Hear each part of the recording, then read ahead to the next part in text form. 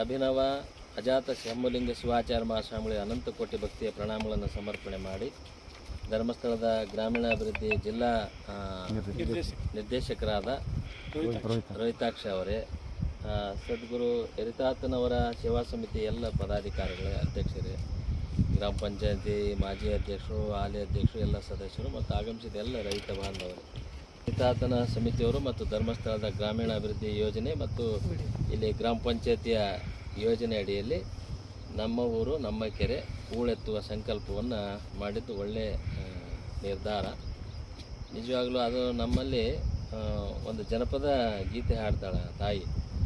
ಆ ಜನಪದ ಗೀತೆಯೊಳಗೆ ಮೊದಲು ಪ್ರಾರಂಭ ಮಾಡದೆ ಕೆರೆಯಂ ಕಟ್ಟಿಸು, ಬಾವಿಯಂ ತೆಗೆಸು, ದೇವಸ್ಥಾನಮಂ ನಿರ್ಮಾಣ ಮಾಡು.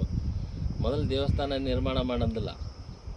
ನಾವೆಲ್ಲ ದೇವಸ್ಥಾನ ನಿರ್ಮಾಣ ಮಾಡ್ತೀವಿ. ದೇವಸ್ಥಾನ ನಿರ್ಮಾಣ ಮಾಡೋ ಅವಶ್ಯಕತೆ ಇಲ್ಲ. ಯರಿತಾತ ಆತನ ಪವಾಡದಿಂದ ಭಕ್ತರ ದೇವಸ್ಥಾನ ನಿರ್ಮಾಣ ಮಾಡ್ಯಾರ. ಅದು ಭಾಳ ವಿಶೇಷತೆ. ನಾವು ಕಟ್ಟೋ ದೇವಸ್ಥಾನ ಅದು ನಮ್ಮ ದೇವಸ್ಥಾನ. ಆದರೆ ಶರಣರು, ಮಹಾತ್ಮರು, ಅವತಾರ ಪುರುಷರು ಅವತರಿಸಿ ಏನು ಜಗ ರಾಜನ ಪ್ರತ್ಯಕ್ಷ ದೇವತಾ ಅಂತ 100 ವರ್ಷ ಆಳ್ತಾನೆ ರಾಜ. ಆ ರಾಜ ಸತ್ತಾನಂತಂದ್ರೆ ಭಾಳ ಅಂದ್ರೆ 1 ದಿನ 2 ದಿನ ಇಟ್ಕೋಬೋದು ನಾವು. 3ನೇ ದಿನಕ್ಕೆ ಲೋಗ ಮುಗಿಸ್ರಪ್ಪ, ಊಟ ಇಲ್ಲ, ಮನೆ ಇಲ್ಲ, ಏನಿಲ್ಲ, ಎಲ್ಲ ಆಗಿ ಲೋಗ ಮುಗಿಸಿ ಒತ್ತಾಯ ಮಾಡ್ತಾನೆ. ಅದಕ್ಕೆ ಹೇಳ್ತಾರೆ, 100 ವರ್ಷ ನೆಲನಾಳದ ರಾಜ ಉಳಿಯಲಿಲ್ಲ 3 ದಿನ ಹೆಣವಾಗಿ. 3 ದಿನ ಹೆಣ ಆಗಿ ಇಡಂಗೆ ಇಲ್ಲ. 2 ದಿನ 3 ದಿನ, 3ನೇ ದಿನಲ್ಲೇ ಲೀಕ್ ಆಗ್ತೈತೆ, ಡಿಕಂಪೋಸ್ ಆಗಿ ಕಳಿಸ್ತಿರ್ತೀವಿ. ಅದಕ್ಕೆ ಹೇಳ್ತಾರೆ, 100 ವರ್ಷ ಆಳಿದ ರಾಜ ಉಳಿಲಿಲ್ಲ 3 ದಿನ ಹೆಣವಾಗಿ. 100 ವರ್ಷ ಬಾಳಿದ ಮರ ಅದು ನಮಗೆ ನೆರಳು ಕೊಡ್ತು, ಹಣ್ಣು ಕೊಡ್ತು. ಅದನ್ನು ಕಡಿದ ಮೇಲೆ ಉಳೀತು 1000 ವರ್ಷ ತೊಲೆಯಾಗಿ. ನೋಡಿ, ಒಂದು ಮರ 100 ವರ್ಷ ಆಳಿ ಮತ್ತು 1000 ವರ್ಷ ನೆನಪಿರಂಗೆ ತೊಲೆಯಾಗಿ ನಮ್ಮ ಮನೆಗಳಿಗೆಲ್ಲ ಜಂತಿ, ತೊಲೆ, ಬೋದು ಅವೆಲ್ಲ ಅದ. ಮತ್ತು ಒಂದು ಮರ ನಾವೆಲ್ಲ ಪ್ರತಿದಿನ ಉಸಿರಾಡ್ತೀವಿ. ಒಂದು ದಿನಕ್ಕೆ ಒಂದು ಸಿಲಿಂಡ್ರ್ ಈಗ 700 ರೂಪಾಯಿ ಐತೆ. ಒಂದು ದಿನಕ್ಕೆ 2100 ರೂಪಾಯಿ ಆದರೆ ಒಂದು ವರ್ಷಕ್ಕೆ 7,66,500 ರೂಪಾಯಿ ನಾವು ಆಕ್ಸಿಜನ್ನಿಗೆ ಖರ್ಚು ಮಾಡ್ತೀವಿ. ಉತ್ತಗಲಕ್ಕೂ ಹಳ್ಳಿಗೆ ಸ್ತ್ರೀಶಕ್ತಿ ಸಂಗ್ರಹ ಮಾಡಿ ಅವರಿಗೆಲ್ಲ ಏನು ವ್ಯವಹಾರಕ್ಕೆ ಏನು ಅವಶ್ಯಕತೆ ಐತೆ ಅಷ್ಟು ಅವರಿಗೆ ಸಂಭಾವನೆಯನ್ನು ಕೊಟ್ಟು ಅದರಿಂದ ದುಡಿತಕ್ಕಂಥ ಕೆಲಸವನ್ನು ಅವ್ರಿಗೆ ದುಡಿಯೋಕೆ ಕೊಡೋ ಕೆಲಸವನ್ನು ಮಾಡ್ತಾರೆ. ಒಳ್ಳೆ ಕೆಲಸ ಮಾಡ್ಯಾರ. ವೀರೇಂದ್ರ ಅವರು ನಮ್ಮನ್ನು ಗಣಮಕ್ಕಳು ಯಾರನ್ನೂ ಆಯ್ಕೆ ಮಾಡಿಲ್ಲ, ಅವ್ವಾರನ್ನ ಆಯ್ಕೆ ಮಾಡ್ಯಾರ. ಯಾಕಂದ್ರೆ ಅವ್ವಾರು ಅಡಕಲ ಗಡಿಗೆ ದುಡ್ಡು ಅವರಲ್ಲಿ ಸಂಗ್ರಹ ಇರ್ತದೆ ಅಂತೇಳಿ ಅವ್ರನ್ನ ಬಳಸ್ಕೊಳ್ತಾವ. ಆಮೇಲೆ ಮನೆಯೊಳಗೆ ಅಡುಗೆ ಮನೆ ಸುತ್ತಿರ್ಬೇಕಂತ ನಾವು ಸುಮ್ಮನೆ ಹಿಂಗೆ ಮಾತಾಡ್ತಾ ಹೊಂಟಿರ್ತೀವಿ. ಸ್ವಲ್ಪ ಮುಂದೆ ಹೋಗೋಣ ಅದು. ಯಾಕಂದರೆ ಬಿಸಿ ಮನೆ ಐತೆ. ಆ ಮನೆ ಯಾರು ಕಟ್ಟ್ಯಾರೋ, ಮನೆ ಯಾರ್ದೋ ಗೊತ್ತಿಲ್ಲ. ಆ ಮನೆಗೆ ಬಿಸಿ ಇರೋದಕ್ಕೆ ಆ ಮನೆಗೆ ಗೌರವ. ಮನೆಯೊಳಗಿನ ಒಡೆಯ ಇದ್ದಾನೋ ಇಲ್ಲವೋ, ಮನೆಯೊಳಗಿನ ಒಡೆಯನ ಮೇಲೆ ಗೌರವ ಹೆಂಗೋ ಹಂಗೆ ಮನೆಯೊಳಗೆ ಹೆಣ್ಮಕ್ಳು ಚಂದ ಇದ್ರೆ ಇಡೀ ಮನುಷ್ಯನ ಘನತೆ ಗೌರವ ನಡ್ಕೊಂಡು ಹೋಗ್ತಾರೆ.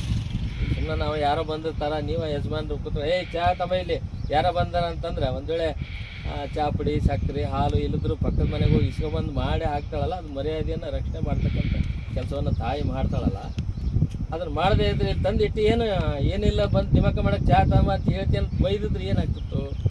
ಆ ತಾಯಿಗಿರೋದ್ರಿಂದ ಪೂಜ್ಯ ವೀರೇಂದ್ರ ಹೆಗ್ಗಡವರು ಒಂದು ಒಳ್ಳೆಯ ಸಂಕಲ್ಪವನ್ನು ಮಾಡ್ಯಾರ. ಅದಕ್ಕೆ ನಾವೆಲ್ಲರೂ ಇದು ಒಳ್ಳೆಯ ಕೆಲಸ, ಇದು ಹಬ್ಬದ ಕೆಲಸ ಇದು. ನಾವು ನೀವೆಲ್ಲ ಅಂದ್ಕೊಂಡಿರಿ ನಮ್ಮೆಲ್ಲ ಆದ್ಯ ಕರ್ತವ್ಯ. ಅದಕ್ಕೆ ನಮ್ಮ ಮಠದ ಸಮಿತಿಯವರು ಕೈ ಜೋಡಿಸಿ, ನಮ್ಮ ಗ್ರಾಮ ಪಂಚಾಯತಿ ಎಲ್ಲ ಅಧಿಕಾರಿಗಳು ಜೊತೆಗೆ ನಮ್ಮ ಗ್ರಾಮೀಣ ಅಭಿವೃದ್ಧಿ ಇಲಾಖೆಯವರು ಇದು ಕೈ ಜೋಡಿಸಿ ಮಾಡ್ತಕ್ಕಂಥ ಕೆಲಸ. ಇದು ಇತಿಹಾಸದೊಳಗೆ ಸುವರ್ಣ ಅಕ್ಷರದಲ್ಲಿ ಬರೆದಿರ್ತಕ್ಕಂಥ ಒಂದು ಕೆಲಸ. ನಿಮ್ಮ ಜೊತೆಗೆ ನಾವು ಇರ್ತೀವಿ. ಕೆರೆ ಉಳಿತಾಯ ಕಾಲಕ್ಕೆ ಬರ್ತೀವಿ. ನಾವೆಲ್ಲ ನಮ್ಮ ಮಠಾಧೀಶ ಧರ್ಮ ಪರಿಷತ್ ಐತೆ. ಸುಮಾರು 178 ಜನ ಸ್ವಾಮೀಜಿಯವರು ಇದ್ರಾಗಿರ್ತಾರೆ. ನಿಮ್ಮ ಕಲ್ಯಾಣ ಸ್ವಾಮಿಗಳು ಅದು ಪರಿಷತ್ತಿನ ಉಪಾಧ್ಯಕ್ಷರದಾರ. ಅವರು ಒತ್ತಡದಾಗಿದ್ದರು. ಯಾವುದೋ ಕಾರ್ಯಕ್ರಮ ನಮ್ಮ ಚಿಕ್ಕಗೌಡರು ಫೋನ್ ಮಾಡಿದಾಗ ನಾನೆಲ್ಲ ಬೆಂಗಳೂರಿಗೆ ಹೋಗಿನಿ, ನಡೆಸಿದ ಇನ್ನೊಂದು ಸಲ ಬರ್ತೀನಿ ಅಂತ. ಇವುಗಳು ಎತ್ತ ಕಾಲಕ್ಕೂ ನಾವು ಬರ್ತೀವಿ, ನಿಮ್ಮ ಜೊತೆಗೆ ಇರ್ತೀವಿ. ಒಳ್ಳೆಯ ಕಾರ್ಯಕ್ರಮ. ನಾವು ಮನೆ ಬಿಟ್ಟು, ಹೊಲ ಬಿಟ್ಟು, ಆಸ್ತಿ ಬಿಟ್ಟು ಮೊದಲು ಈ ಪ್ರಕೃತಿ ಸಂರಕ್ಷಣೆ ಮಾಡ್ತಕ್ಕಂಥ ಕೆಲಸವನ್ನು ಮಾಡಬೇಕು. ನನ್ನ ದೃಷ್ಟಿಯೊಳಗೆ ಕೆರೆಗೆ ಸಮ, 10 ಕೆರೆ ಒಂದು ನದಿಗೆ ಸಮ. ಅಂಥವು 100 ನದಿ ಒಂದು ಸಮುದ್ರಕ್ಕೆ ಸಮ.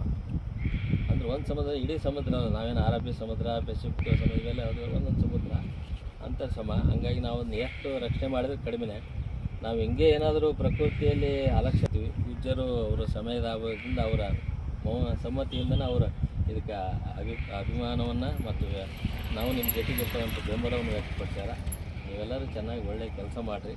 ಈ ಕೆಲಸ ಪ್ರಾರಂಭದ ಇವತ್ತು ಮಳೆ ವರ್ಣನ ಕೃಪೆ ಆಗಿದ್ದರಿಂದ ಇವತ್ತು ಕೆಲಸ ಮಾಡೋಕ್ಕಾಗಿಲ್ಲ, ಚಾಲನೆ ಮಾಡಬೇಕಾಯಿತು. ಮತ್ತು ಅಲ್ಲಿಗೆ ಏನೋ ನೀರು ಎತ್ತಿ ಹಾಕೋದು ಅದೆಲ್ಲ ಮಾಡಿ